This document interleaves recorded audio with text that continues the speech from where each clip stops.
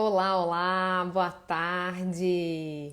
Quinto e último dia da nossa maratona de lives, Agência Lupe e Redes Cordiais. Vamos entrando numa sexta-feira gelada em São Paulo. Não sei como é onde vocês estão, conta aí se tá frio, porque aqui em São Paulo tá muito frio, gente. E hoje, o último dia da nossa maratona, vamos falar com um convidado super especial. Professor Fábio Malini já deve estar entrando. Na hora que ele já der acenar der um oi, já vou autorizar a sua entrada. Tô super empolgada com essa nossa conversa para fechar a nossa maratona de lives, Redes Cordiais e Agência Lupa falando sobre os impactos da desinformação.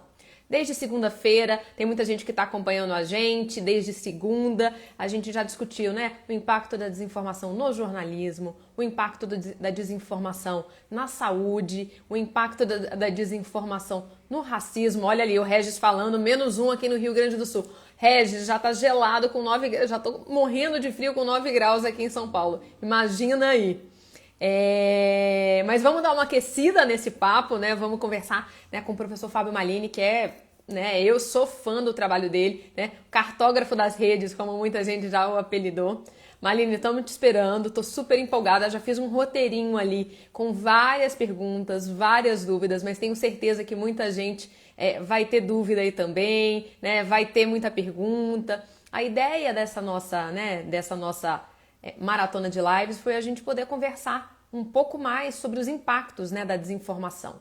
A ideia da gente conseguir falar um pouco mais sobre como é que a desinformação impacta várias frentes, em vários momentos da nossa vida. E hoje a gente vai fechar com chave de ouro com o professor Fábio Malini. O professor Fábio Malini, ele é coordenador do Laboratório de Estudos sobre Imagem e Cybercultura, o LABIC, do Departamento de Comunicação Social da Universidade Federal do Espírito Santo. Deixa eu ver se eu acho que o Malini já está aqui. Não. Malini, não sei se é você. Já manda pra gente o pedido para eu poder te autorizar a sua entrada. E a ideia, como eu estava falando nessa nossa maratona de lives, é a gente conversar sobre o impacto da desinformação em várias áreas.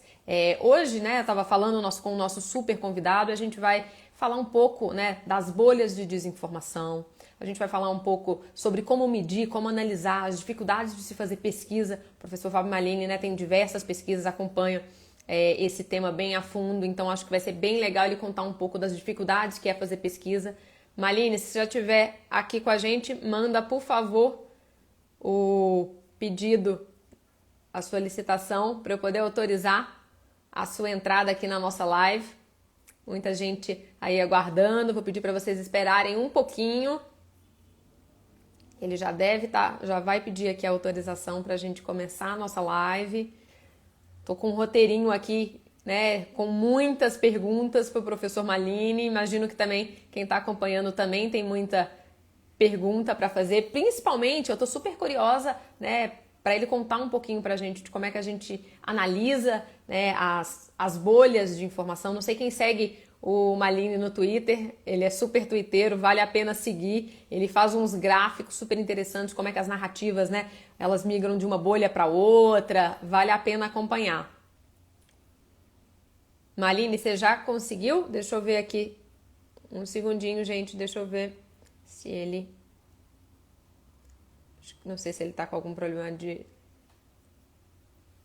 problema na conexão.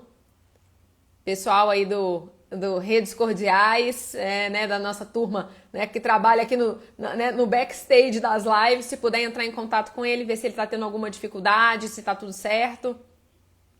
Estamos aguardando para nossa último dia da nossa maratona de lives. Hoje discutindo o impacto da desinformação e as bolhas de informação com o Fábio Malini. Esse é um tema que eu particularmente acho muito interessante, porque a gente ainda tem muita dificuldade em fazer leitura da desinformação, do impacto, em ter métricas, e tem muita gente ao redor do mundo estudando isso. Malini é um desses pesquisadores, então acho que ele vai poder ajudar a gente a entender, falar um pouco também do que tipo de dado as plataformas hoje elas já trabalham, que outros dados, né, os pesquisadores estão pedindo, principalmente agora que a gente está discutindo a questão da regulação, a questão da regulamentação como uma das, né, das soluções aí, das possíveis soluções para a gente combater a desinformação. Como a gente sempre fala, né, não tem bala de prata contra fake news, não tem uma solução, é um conjunto de soluções. Então vai ser legal ouvir do professor Fábio Malini como, né, como é que ele vê, né, a questão dos dados, a questão da transparência, que é um ponto que está sendo super abordado no projeto de lei, é um dos pontos do projeto de lei. A gente já fez uma série de lives e de discussões sobre o PL das fake news no Redes Cordiais. Então, quem puder, né, quem tiver interesse em acompanhar esse tema, pode seguir a gente no @Redes Cordiais, aqui na Agência Lupa também, o ITS Rio também, sempre, né, preparando estudos, análises sobre o tema. Então vale super a pena ficar de olho nesses 3 perfis que, com relação aos conteúdos sobre o PL das fake news, como é que essa legislação, né, essa proposta de legislação está caminhando. Passou, como vocês sabem, né, estava no Senado, passou no Senado, agora está na Câmara, ainda não tem nenhuma definição, não tem um relator, ainda não tem uma definição, mas deve caminhar aí até o fim do ano. Então vai ser interessante a gente, né, ver como vai caminhar, e eu tô doida para perguntar para o professor, né, para o Malini, qual é a opinião dele sobre regulação, principalmente no ponto da transparência, né? Ele que trabalha com dados, ele que precisa, né, para as pesquisas científicas, é super importante ter um bom arsenal de dados. Pessoal, alguém conseguiu entrar em contato com o Malini? Olá, agora sim, Malini. Já vou autorizar a sua entrada.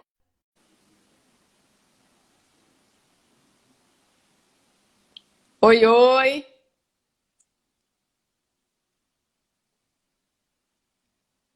Malini já chegou, já autorizei, mas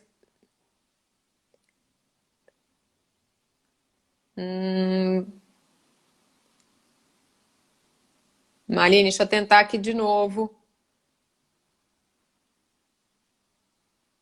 Acho que você vai ter que pedir autorização de novo.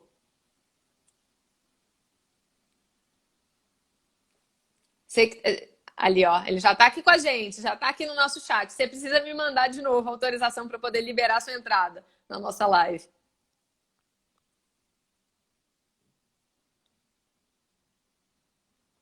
Assim que você me mandar, eu já libero. Muita coisa. Aqui já apareceu. Transmitir ao vivo. Já tá. Ó, já tá aqui no aguardando.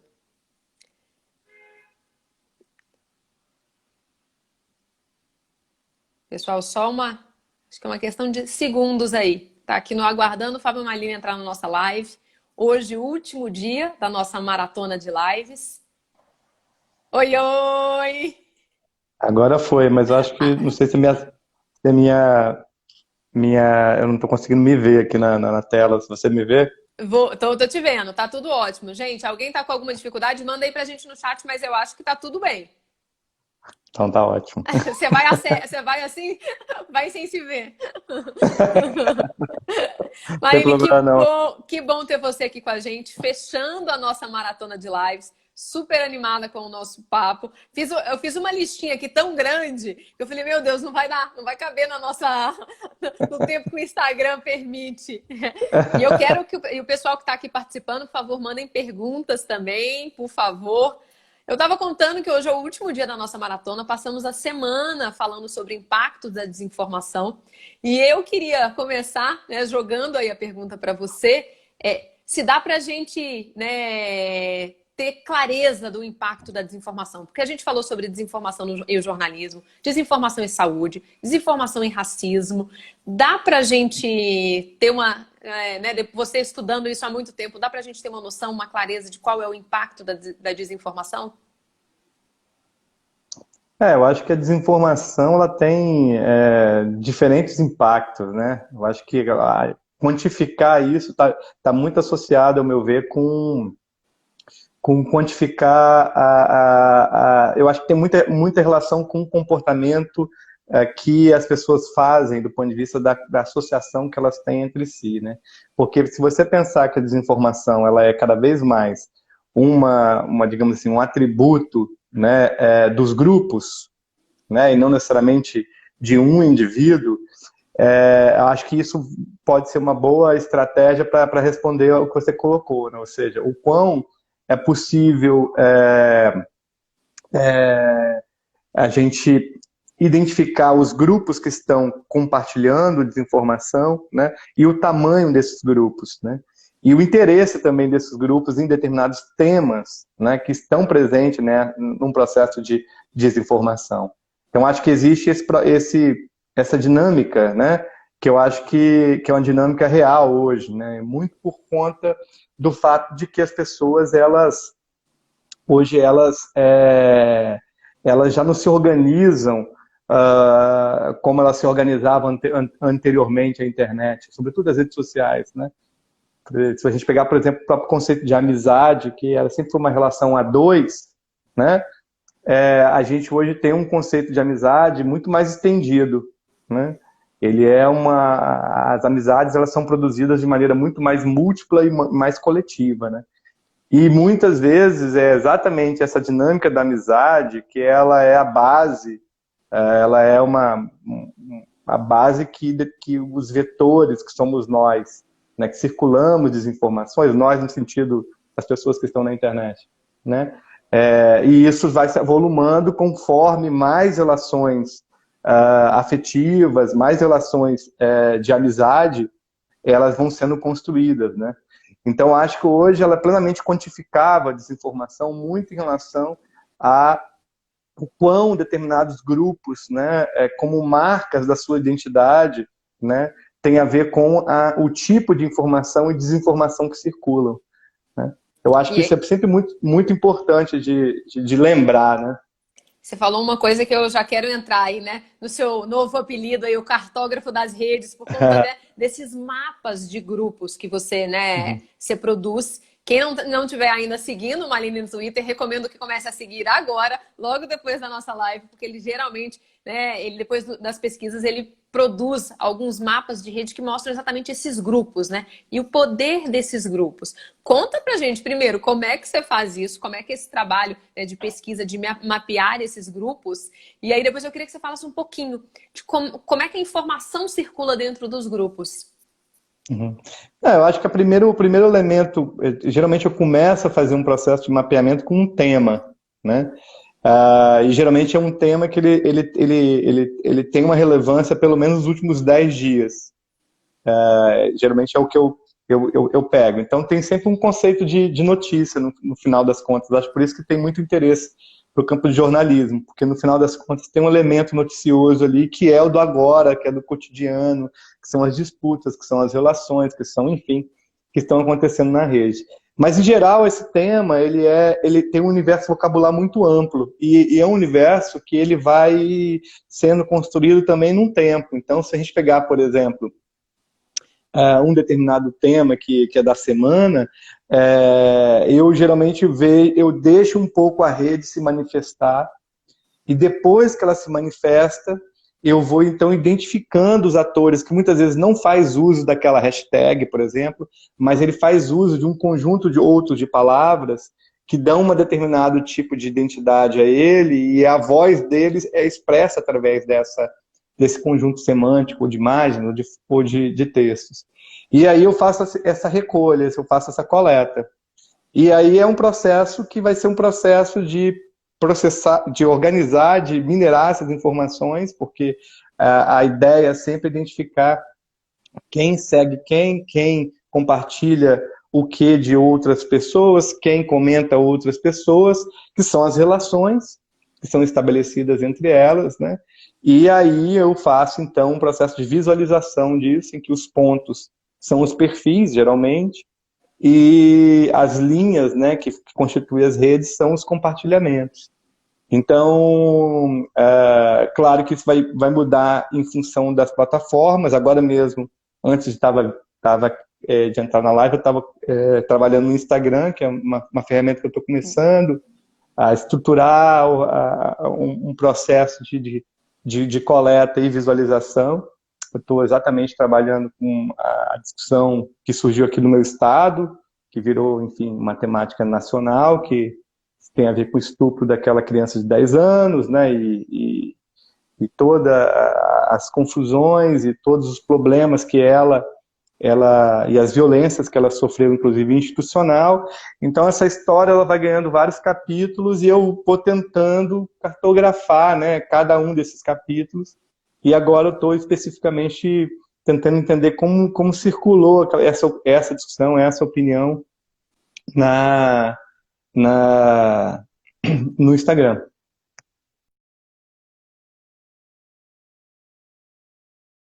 Que essa questão dos dados, né? Você estava comentando, né, que o Twitter, né? Geralmente o Twitter a gente sabe que é a plataforma que, pelo menos, me corrija se eu estiver errado, que tem mais, os pesquisadores têm mais acesso a dados, né? Então o Instagram ainda me parece que não é uma rede que as pessoas ainda entendem as dinâmicas, né? Então bem interessante essa sua pesquisa. Qual é a maior dificuldade hoje para um pesquisador que está estudando redes?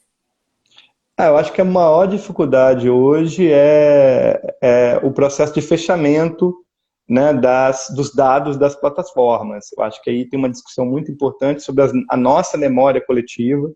Eu fiz uma coleta da minha conta no Instagram e eu fui ver que eu estou desde 2011 no Instagram. Caramba, vai fazer 10 anos. É uma década registrando num perfil pessoal a minha transformação, assim, né? Então, a gente, quando vai analisar isso, sai da esfera individual, uma esfera coletiva, boa parte da memória histórica, ela está sendo processada nessas plataformas, né? As pessoas elas vão estudar o nosso tempo, além dos jornais, que geralmente é uma fonte muito pesquisada, mas elas vão estudar esses arquivos, né? Esses textos. Eu não sei como está meu enquadramento, quando não estou me vendo. Não, tá bem, pode ficar Mas tá tranquilo. legal. Tá legal, pode ficar tranquilo. Não, pode Então, ficar tranquilo. então acho que tem esse debate assim, a ser feito. Inclusive, uma das discussões que estavam tendo agora, que faz essa conexão com o fechamento dos dados pelas plataformas, e eu vi que antes de entrar, você estava falando sobre a questão da PL, né, da fake news que está no Congresso. Um dos elementos é exatamente para mitigar uma coisa assim de judicialização contínua, né, sobretudo né, com relação à desinformação, com relação a uma série de problemas que desencadeou a lógica algorítmica dessas plataformas, que as grandes empresas de tecnologia que cuidam, né, e que têm redes sociais, são proprietárias de redes sociais, elas fornecessem continuamente os arquivos das conversações. Isso é um elemento fundamental, porque isso não precisa de lei, né? E isso dá uma segurança do ponto de vista não só institucional, mas também de pesquisa, porque isso se torna dados públicos que estão disponíveis na forma de arquivos públicos, em que se pode exatamente fazer um escrutínio público, com regras públicas, de maneira que nada fica numa caixa preta. Então, acho que é um desafio muito importante para os nossos tempos. Por exemplo, você pegar a checagem de informação, por exemplo, isso é fundamental, isso é super estratégico, né? Não só ter essa dificuldade de entrar numa API, aí tem que ter uma pessoa que entenda do que seja uma API, que é uma área disponibilizada pela plataforma, com regras próprias para você coletar dados dentro dessa área, que demanda um investimento tecnológico e também, obviamente, de capital humano, recurso humano, para você ter isso de maneira mais fácil e acessível, né, para diferentes tipos de atores. Eu acho que isso é uma estratégia muito importante. Eu espero, por exemplo, que isso seja um passo a ser dado pelas empresas, porque fazer uma lei exigindo delas isso é uma coisa assim que até mesmo para as políticas delas não faz muito sentido. E essa parte da privacidade, da transparência, né? Não vou nem chamar de privacidade dos dados, vou falar de Aham. transparência dos dados, é o que você falou, é uma discussão que a sociedade precisa fazer parte, né? Porque a memória não é só a memória individual, né? A memória coletiva, né? Sem Essa dúvida. semana eu estava assistindo, não sei se você já assistiu, se quem está acompanhando já assistiu, aquele documentário, aquela série de documentários do Netflix, A Era dos Dados.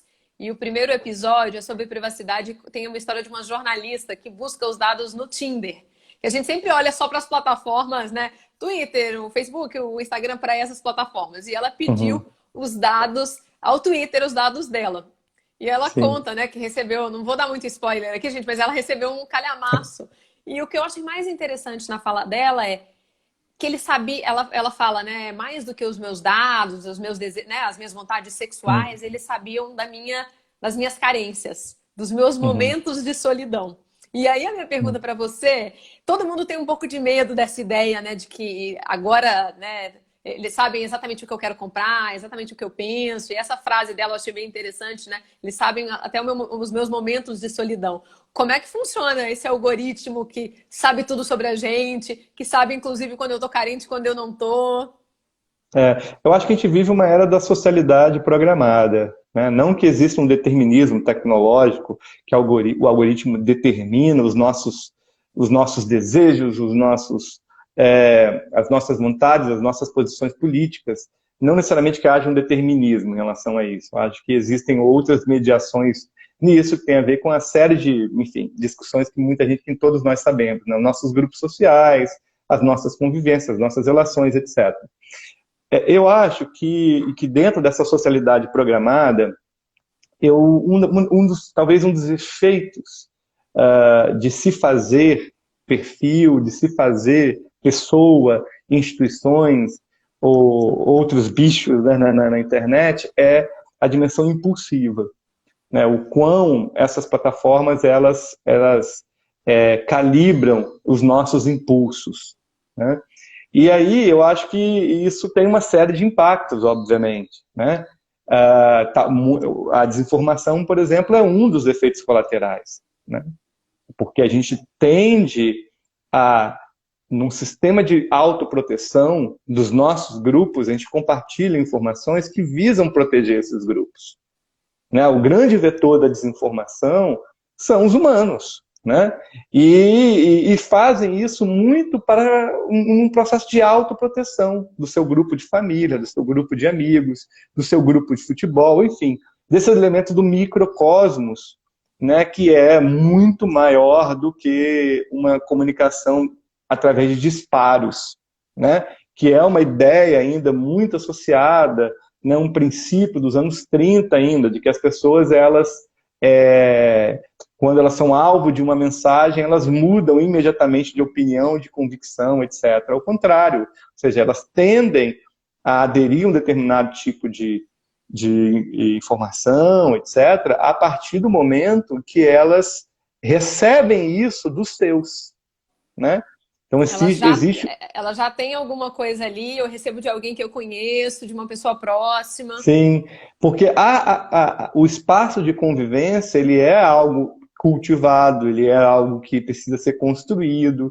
Então, quando a gente produz esse espaço de convivência, a gente cria uma identidade nele que é difícil você, quando você recebe a informação, né, você já entende o sentido dela, né, as pessoas, aquilo no grupo gera um determinado tipo de conversa, etc. Então, essa discussão que é da série sobre as pessoas sabem, né, que a personagem, a jornalista fala, as pessoas sabem das minhas carências. Eu acho que também tem um elemento que é um elemento real, concreto, dessa dinâmica algorítmica, né, que vai dar a essa pessoa determinado perfil de parceiros ou parceiras, eu não sei qual é o gênero dela, mas de parceiros ou parceiras que tem uma característica que ela procura. Às vezes pode ser a proximidade geográfica, mas também pode ser determinados aspectos outros que têm a ver com o tipo de preferência erótica, enfim, dessa pessoa. Mas, ao mesmo tempo, existe também um certo tipo de teoria da conspiração que também faz parte dessa dinâmica, que é a lógica, academicamente, a gente pode chamar de o efeito do determinismo. Porque a coleta de informação, ela hoje é feita por crianças, de adolescentes de 17 anos, que sabem de linguagem Python e coleta dados em plataformas. Ou seja, isso implica dizer que o trabalho de extração de dados e de processamento de dados não é exclusivo das plataformas tecnológicas. Essa que é uma questão importante.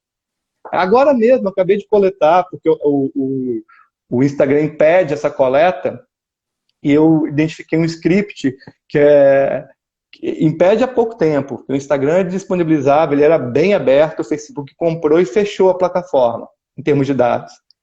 E aí eu consegui um script que está público, que é um script fantástico, que faz coleta de dados. E aí o que eu tenho feito? Eu coletei os meus dados para ver o meu perfil, porque é sempre bom estudar a partir dos seus próprios dados. E agora eu acabei de coletar da ministra Damares, o histórico de publicação dela toda, porque eu percebi que existiu essa semana, tem a ver com um caso que eu estou estudando, uma série de recuos políticos feitos pela ministra que se revela na forma e no tipo de conteúdo que ela publica no Instagram. Ou seja, é uma personalidade pública que está narrando, né, através dos jornais, mas também está narrando nos seus canais de comunicação, né? Então, acho que tem um elemento importante da pesquisa que é também, em determinados momentos, não acatar a política da API. Porque a política da API, muitas vezes, até com o discurso da privacidade, ela quer se fechar para não ter um escrutínio público, né? Essa que é a dinâmica. Enfim, então é só um exemplo de que um script foi desenvolvido por uma outra pessoa que está público no GitHub, que é facílimo de utilizar e que, pronto, né? Olha, várias perguntas aqui. Esse papo de proteção de dados, eu acho que ele anima. Então, as pessoas perguntando, LGPD, você acha que vai... por que não pegou? O que você acha que aconteceu e que vai acontecer? E a outra pergunta aí para colocar no mesmo lugar é com relação à manipulação. Então, as pessoas perguntando para você o que você acha, né? Quais são os principais mecanismos das plataformas de manipular, né, os nossos dados, se você acha, primeiro, né, que eles manipulam e como que seria essa manipulação? Uma outra pergunta aí do pessoal que está acompanhando a gente na live. Eu acho que a manipulação, no sentido até literal do termo, ou seja, de pôr a mão nos dados, tem muito a ver com o principal core, né? Ou seja, principal, assim, aquilo que é o centro, né, do ponto de vista de negócio das plataformas digitais, que é a publicidade. Ou seja, por que as empresas elas não compartilham os dados assim de maneira universal? Porque ela utiliza esses dados para vender. Vou dar um exemplo. Nós temos hoje no mundo um problema gravíssimo que é a pandemia. Gravíssimo.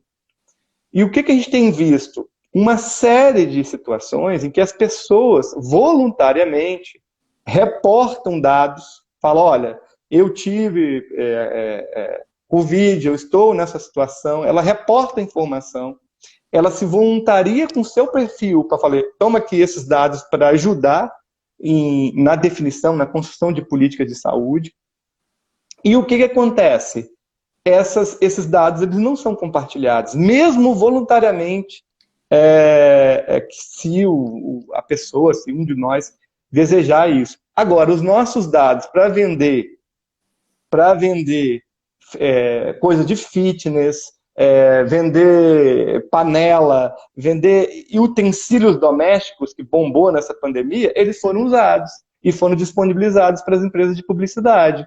Então, esse é um exemplo de que a dinâmica principal, digamos assim, a centralidade está no campo da publicidade. Não à toa que determinadas plataformas têm sofrido o impacto disso, né? Que é, por exemplo, todo o movimento que está acontecendo em relação, por exemplo, ao Facebook, de que várias grandes empresas estão reagindo no sentido de tirar anúncio do Facebook, porque o Facebook ele não conseguiu, com a sua lógica algorítmica, mitigar discursos que são discursos contra minorias, né? Discursos que buscam aniquilar minorias. Então, esse processo gerou uma situação que gerou uma pressão no mercado publicitário. O mercado publicitário, até dezembro, né, não anuncia no Facebook. E o Facebook agora já respondeu. Então, são pressões que têm muito a ver com o campo da publicidade. Então, é um exemplo de que eu, sinceramente, acho que a gente tem muitas vezes uma concepção de manipulação ainda muito massiva, uma ideia ainda muito de comunicação de massa, assim, de que vai manipular as nossas opiniões, né? Uhum. Eu acho isso assim, um pouco ficção científica. Eu acho que o que de fato nós somos objetos, ratos de laboratórios, é na nossa dimensão impulsiva, na nossa dimensão emocional. É aí que eu acho, é aí que estão os principais laboratórios com as nossas reactions, né, como eles dizem na plataforma. Eu acho que é por aí, porque as emoções hoje tendem a ser, sempre foram, mas tendem a ser a principal forma de tomada de posição. Ou para comprar algo. Né? E hoje você consegue ver as emoções com escala, né? Antes Sem era muito, dúvida. né? Você não conseguiria ter escala das emoções, né? Das emoções e das reações das pessoas, né? Sem dúvida, sem dúvida, sem dúvida. Tanto porque as plataformas têm estruturas no seu design para calcular, quantificar essas emoções, né? As reações emocionais. Então a gente sabe o número de likes na carinha de ódio, na carinha de felicidade, etc., né? Então tem um elemento que é da própria plataforma. Se a gente analisar os históricos de todas as plataformas, a gente vai ver essa situação. Se você pegar, por exemplo, o Twitter agora, ou se eu pegar a plataforma que tem o melhor algoritmo do ponto de vista de recomendação, que é um outro tipo de algoritmo, que é o que eles recomendam para aquela pessoa que está assistindo o vídeo, o caso do YouTube, o caso do TikTok, por exemplo, né? São algoritmos de recomendação extremamente problemáticos, né? Que em determinados momentos eles se expressam de maneira mais racista, né? Ou que disponibiliza conteúdo adulto para para criança que está assistindo um outro tipo de conteúdo. Então tem um curto-circuito, mas que em geral esses algoritmos eles tendem a repetir uma velha lei da internet que é os ricos se tornam ricos. Então quem tem muita interação continua ganhando muita interação, né? Então faz essa reprodução também, com isso que as vozes minoritárias elas têm uma certa dificuldade de entrar em determinadas plataformas, né? Depende muito de investimento. Interessante isso que você trouxe do algoritmo de recomendação. Então, esse algoritmo de recomendação, ele funciona de uma maneira diferente do algoritmo, por exemplo, que não te recomenda nada, é só o seu feed com os seus amigos. Eles funcionam com lógicas diferentes? Porque a lógica das redes sociais, né, é de que você tende a consumir aquilo que a sua circunvizinhança, definida por você, né, está também consumindo. Então, os seus amigos, é sempre uma lógica de amizade, né? Quem você segue, ou quem você compartilha, né? Ou seja, cria ali um grupo, e esse grupo, de certa maneira, vai se gerar determinado tipo de informações e dados que consolidam um certo tipo de consumo, né? E aí, isso pode ser tanto, então, do ponto de vista do grupo, isso tanto pode ser também do tipo de acesso que existem na sua casa. Então, por exemplo, ou você também, isso depende muito do tema do determinado conteúdo, né? Então, se você pega um tema, como um tema de agora, eleições americanas, né, em que há um consumo grande sobre esse tipo de informação, a gente vai ver que a palavra Trump ou a palavra Biden, ela vai subindo. Ela vai começar agora numa crescente. E aí, os sistemas vão recomendar vídeos para as pessoas que estão assistindo um conteúdo que tem esses termos, né? Quais são esses vídeos que vão ser recomendados? E por que eles são recomendados? Então, toda uma discussão, ela hoje é mais madura. Tanto nós, pesquisadores, temos muito mais instrumentos, né, para identificar que tipo de conteúdo e que tipo de canal é mais valorizado, né, nesse caso. Esse caso, por exemplo, de política, ele é bem exemplar, ou seja, tende-se a recomendar vídeos de canais que têm muita interação. Mas aí, que é os ricos ficam mais ricos que você estava explicando, né? E não necessariamente os canais que têm muita interação são os que têm mais credibilidade.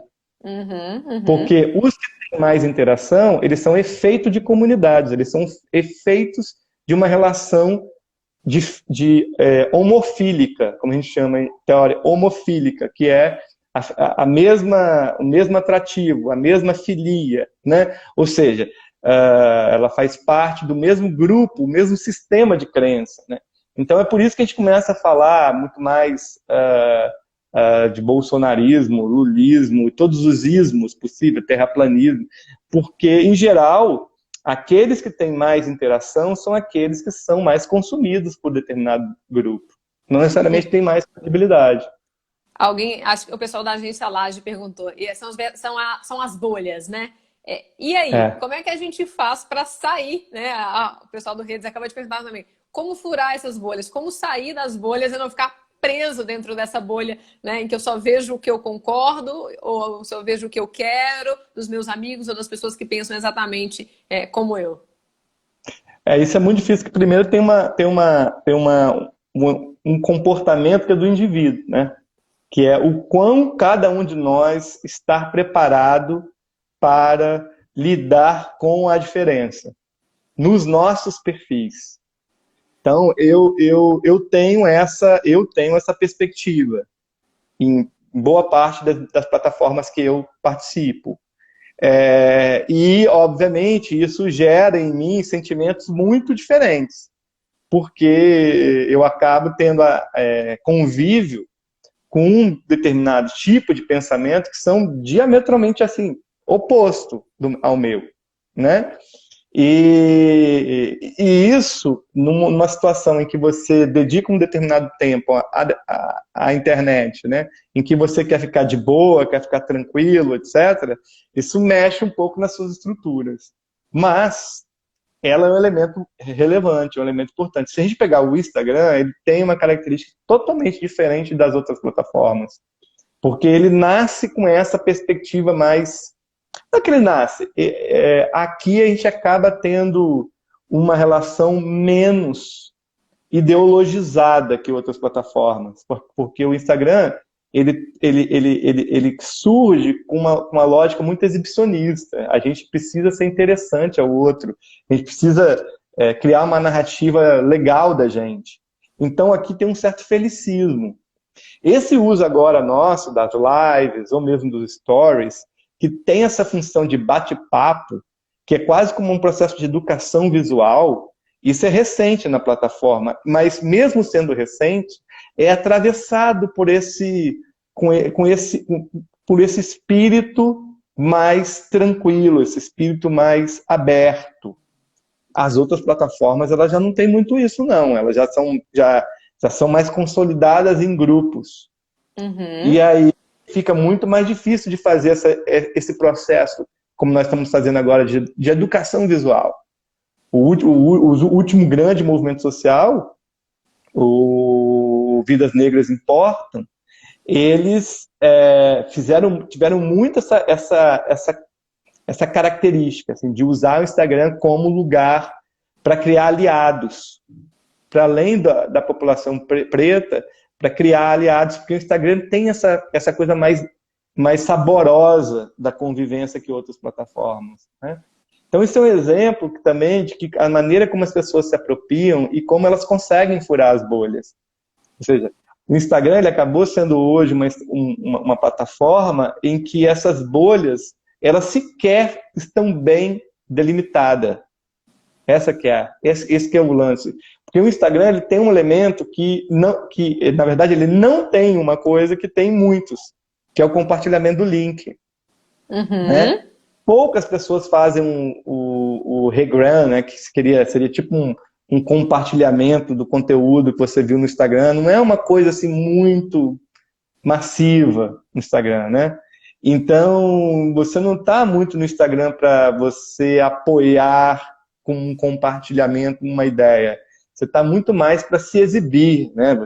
Ou exibir uma ideia, uma perspectiva. Eu falo isso do ponto de vista mais das pessoas, né? Não das instituições. Mas, então, eu acho que é um elemento muito interessante de uma plataforma que ela é mais vacinada. Não é que ela tem uma vacina, ela não tem uma lógica de disputa pela informação, assim. E aí, obviamente, isso acaba gerando outras práticas, que a gente vai ter mais a desinformação circulando a partir de outros modos. Por exemplo, o testemunho. Essa coisa da Covid, nós vimos uma série de médicos, né, que usam do seu Instagram para, muitas vezes, semanalmente produzir desinformação, ou por interesse econômico, né, ou por total desinformação mesmo, ou seja, por não entender muito bem e querer produzir algum conteúdo para sua audiência, já que ele não tem muito conteúdo para produzir. Né? Esse é um ponto importante mesmo, que eu queria aproveitar. Olha, muita gente legal acompanhando a gente. Fabrício Noronha, secretário de Cultura aí do Espírito Santo, está acompanhando a gente. A Mãe Impossível está sempre com a gente. Obrigada pela participação. Muita gente fazendo perguntas, eu vou repassar as perguntas, mas você falou um ponto que eu queria... Você falou dos médicos, eu queria falar sobre os influenciadores. Qual o papel dos influenciadores, né, dos influenciadores, das autoridades, né, nessa onda de desinformação? Você falou da Covid, né, esses médicos que acabaram virando grandes influenciadores, e aí, né, acabam, né, seja por engano, por não ter conhecimento, ou seja, porque quer só entregar uma audiência, ou por, né, uma questão financeira mesmo. Qual o papel deles na desinformação? Eu acho que aí tem uma questão importante, que a gente tem duas coisas, né? Você tem a história que é absolutamente falsa, a notícia que é totalmente falsa, infundada, e você tem a desinformação, né? Que é o engano. E aí são dois elementos diferentes. Eu diria, inclusive, que a desinformação ela é produto do que eu chamo de narrativas, que é um termo muito utilizado por todos nós hoje na internet, né? Tal como é fake news. Então, e aí existe uma relação com o influenciador, influenciador e narrativa. Por quê? Porque influenciador, narrativa e desinformação. Porque, em geral, as notícias falsas, elas são objetos de checagem. A checagem, a agência Lupa sabe muito bem disso, ela consegue alcançar e consegue mitigar o problema da notícia falsa. A narrativa não. A narrativa não, ninguém consegue checar uma narrativa. Ninguém consegue dizer essa narrativa ela é falsa, ou essa narrativa é verdadeira, ou essa narrativa é parcialmente falsa ou parcialmente verdadeira. Por quê? Porque as narrativas partem de fatos. E aí esse que é o problema, que foi o caso desse exemplo que eu estava falando. Ou seja, se a gente pegar a cloroquina, foi um primeiro estudo chinês com 40 pessoas, que não significa absolutamente nada do ponto de vista do que é um estudo consolidado. Isso é publicado numa revista científica, depois é repercutido pelo presidente dos Estados Unidos, repercutido pelo presidente do Brasil, repercutido por alguns veículos de notícias. E aí essa narrativa, ela como cura, a narrativa da cura, ela vai embora. Ou seja, ela toca uma vida. Como checar? Não tem como checar. A desinformação já foi estabelecida. Hoje, por exemplo, saiu uma informação de como a cloroquina está caindo no uso em UTIs, né? E subindo outros fármacos que são, obviamente, mais úteis e eficazes, né? Porque a cloroquina não tem eficácia. em UTI, etc.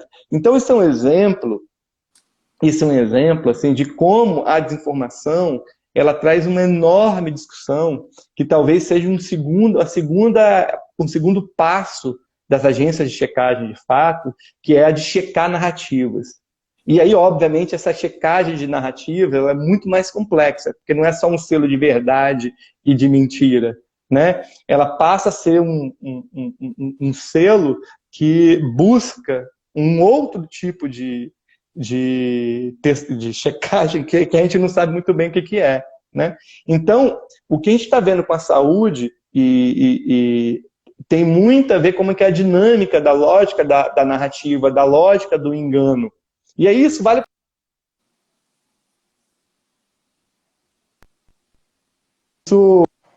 para diferentes grupos, porque a narrativa ela depende dos que eu estou chamando de narrativistas. Existem os jornalistas e existem os narrativistas. O narrativista é o cara que molda a narrativa, que em inglês existem, spin doctor, né? Ou seja, é o cara que monta um caô qualquer, né? E faz o negócio seguir. Ou seja, ele monta uma narrativa ou monta uma contranarrativa, né? O narrativista, para apoiar determinado tipo de grupo. Em geral, os grupos que estão no poder. Né? A Jussara comentou aqui, eu queria só aproveitar esse seu gancho, que é a notícia verdadeira, a notícia falsa, ela precisa parecer verdadeira para poder espalhar? Acho que não. Acho que não. Ela precisa.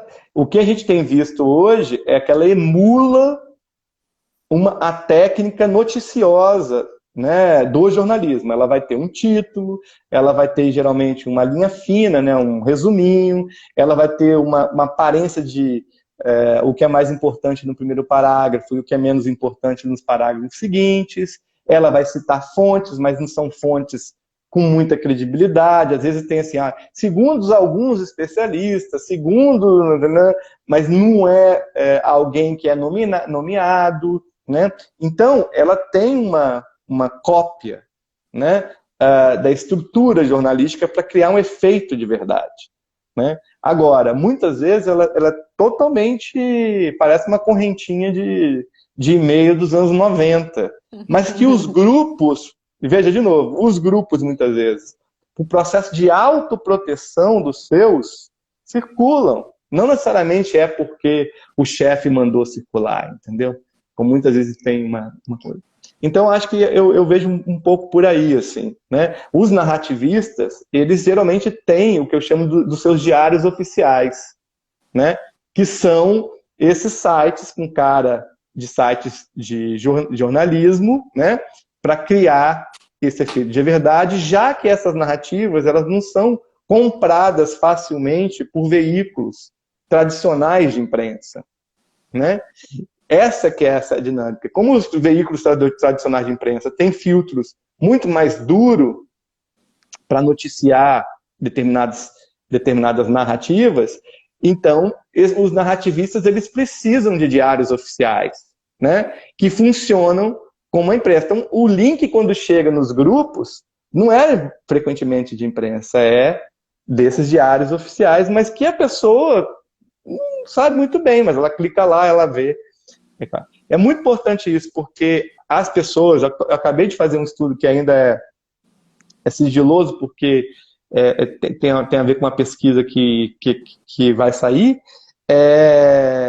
mas sai no próximo mês, sobre leitura no Brasil.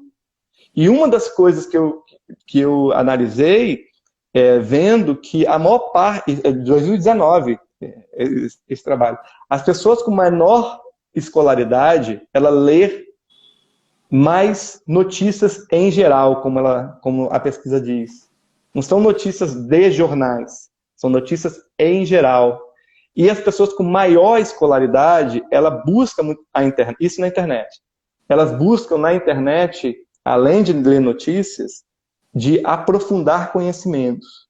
Então tem um fosso em relação a questões relacionadas à escolaridade no Brasil. E isso implica o modo como as pessoas consomem informação. Né? Então, é só um exemplo assim, de como é complexo esse mundo, né? E como, na verdade, nós temos hoje um desafio muito grande, que é ter quase como uma agência de narrativas, assim, de tipo, ó, a narrativa dessa semana são essas, essas e essas. Né? Porque, em geral, o que a narrativa ela quer fazer? Ela quer fazer com que o conflito ele seja mais interessante de ser narrado do que as políticas. Por exemplo, qual é a política da educação para agora uma coisa que eu estou vivenciando, que é o retorno às aulas? Qual é a política do Ministério da Educação para isso?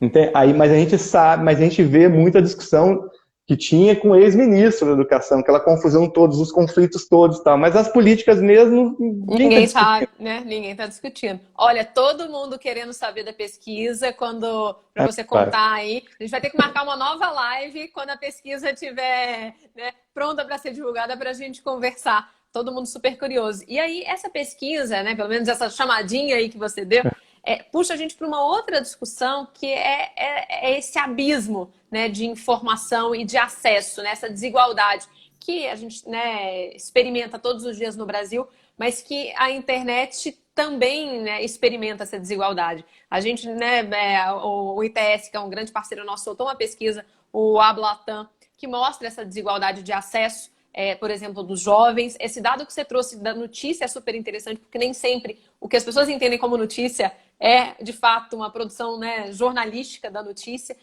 que você acha como é que você vê essa desigualdade informacional no país e como é que isso afeta a desinformação? Total, porque uma coisa é a seguinte, até 2007 acho que é um ano que é um ano importante. A internet ela era alguma coisa muito exclusiva das classes médias. Então, a partir de 2007, tinha uma coisa que o Lula falava, que até muitas vezes na universidade utiliza para fazer a crítica, ele fala da cosmologia. O que é a cosmologia lulista? O carro, a casa e o computador. Se a gente quiser entender o lulismo, em termos de bens, é esse, ou seja, casa, carro e computador. Então, o computador, na época, o período do lulismo, ele é de uma expansão muito grande. E aí, o que está acontecendo neste momento? A internet hoje é o lugar de todos. Já não é mais um lugar só das classes médias. Não é mesmo. E aí, esse é um elemento muito importante. Eu vou na contramão do pensamento de que a internet piorou, que, meu Deus, a gente pensava que a internet ia ser aquela coisa mais interessante do mundo, aquela coisa hypada, todos nós, a democracia e tal, e agora a internet precisa ser, né, em vez de toda nudez será castigada, agora tudo que está na internet vai ser castigado. Não, ou seja, a internet hoje é muito mais interessante, porque hoje você tem uma população de classe C e D que está na internet massivamente. Aliás, essa pesquisa que eu citei é do Instituto ProLivro. Então, isso traz nas discussões que eu estou fazendo, que está massivamente. E o fato das pessoas de baixa escolaridade, baixa renda, de lugares que tinham pouco acesso, como Nordeste, como Norte. Eu fui no Amapá em 2009, conversar com blogueiros no Amapá, e eu contava no dedo quem era blogueiro no Amapá, né? E era uma conexão que eles chamavam de cipó-net, porque era uma conexão péssima. Hoje a conexão melhorou, mesmo com problemas de acesso, né? Então, esse incremento de mais gente na internet gerou um certo curto-circuito num certo tipo de pensamento. Mas ele passou a ser muito mais interessante, porque a gente tem esse desafio de circular informação para as pessoas que têm 4 anos de estudo e que têm 50 anos de idade. Essa é uma realidade que a gente precisa também enfrentar. E isso se torna um elemento muito mais interessante do ponto de vista da democracia. Porque pessoas que eram caladas, exatamente por conta dessa baixa escolaridade, ela pode ter um Instagram, pode ter um Facebook e se posicionar politicamente. E gerar, inclusive, conflitos em função dessa sua do seu posicionamento. Conflitos que muitas vezes lá no Facebook se dá entre amigos e família, porque o Facebook ele é feito para você começar a utilizá-lo a partir da sua rede mais próxima. Então, acho que está num momento excepcional. O problema é que a gente precisa enfrentar essas questões coletivamente, né, como sociedade, né, e criar novos canais, como esse aqui que nós estamos criando, que permite que as pessoas que muitas vezes estão me seguindo, que estão aqui, que são colegas meus de infância, que estudaram até o ensino médio, eles estão aqui querendo discutir, querendo entender. Tá? Então, isso eu acho muito relevante, eu acho muito importante. Olha, é muito bom terminar a nossa live num olhar otimista, porque eu acho que tem um pouco isso. A gente está tão, né, principalmente agora, durante a pandemia, que a gente está muito no ambiente digital, a gente tá todo mundo tão cansado, né? Olha para a internet, olha para a rede social só como esse ambiente tóxico, né? E não vê toda essa pluralidade. Então, muito bom falar com quem tem, né, esse olhar tão otimista. A gente já está chegando no fim, mas eu queria que você falasse um pouquinho para a gente terminar. Você falou um pouco dessa responsabilidade compartilhada, dessa discussão. A gente brinca muito, né? A gente fala muito no Redes que não tem bala de prata, né? Contra a desinformação, contra as fake news. Como é que você acha? De onde vem essa solução? Como é que vai ser essa solução para a gente lidar com a desinformação? Pelo menos, né, num curto prazo aí, esse ano é um ano de eleição, um ano, né, de pandemia, um ano de eleição no Brasil, nos Estados Unidos. O que cada um pode fazer? Né? Qual a responsabilidade de cada um? Eu acho que a gente tem, obviamente, uma série de linhas, né, de enfrentamento em relação a uma qualidade mais acurada da informação, obviamente, né, que eu acho que essa é a questão. Vou falar rapidinho que a gente está acabando. Mas uma das coisas que eu acho muito interessante, que eu estava vendo, a BBC lançou uma jornalista que ela só cobre desinformação. É curiosíssimo, né? Porque geralmente jornalista nem dá entrevista, mas ela dá entrevista na televisão, ela faz reportagem, etc. É interessante você ter também mediadores que só estão focados na desinformação, porque para uma população massiva, quando você começa a ter pessoas, atores institucionais, referências em que passam a estar no seu cotidiano continuamente, e eu acho que a gente vai depender muito da televisão nesse sentido também, né? Além dos veículos todos, ele é uma estratégia mais massiva. Lógico que não é a única, lógico que passa por exemplo, a gente criar espaços de convivências mais afetivos, né? Porque o espaço de convivência, esses microcosmos todos, ele é importante. Mas eu acho que de 2018 para cá, né, a gente já vê mudanças substantivas, até mesmo pelo crescimento das agências de checagem.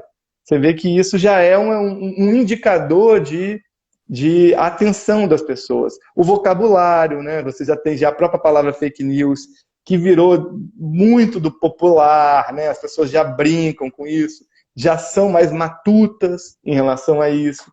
Eu acho que é uma questão de a gente ir criando esses mega espaços de convivência nas redes. Obviamente que a gente vai ter atores que vão puxar para uma outra direção, mas eu acho que, de certa maneira, a gente também vai criando alternativas para observar esses atores que querem desinformar, inclusive expondo eles, né? Que é um dos elementos também que tem crescido muito, a exposição daqueles que tentam, de certa maneira, criar enganos nas redes. Eu acho que o grande problema nosso, a partir de agora, vai ser o engano. Ou seja, a narrativa e o engano como situações que a gente vai precisar lidar. Ótimo, ótimo. Muito obrigada. Fica dado o recado. Gente, Marlene, muito obrigada por participar, por encerrar a nossa maratona de lives. Pessoal que acompanha a gente aí desde segunda-feira, muito obrigada. E a gente segue, né, discutindo, como a Marlene falou, a gente tem que discutir, tem que falar cada vez mais sobre desinformação. Gente, obrigada. Boa sexta-feira para todo mundo. Tchau, Valeu, tchau. Tchau.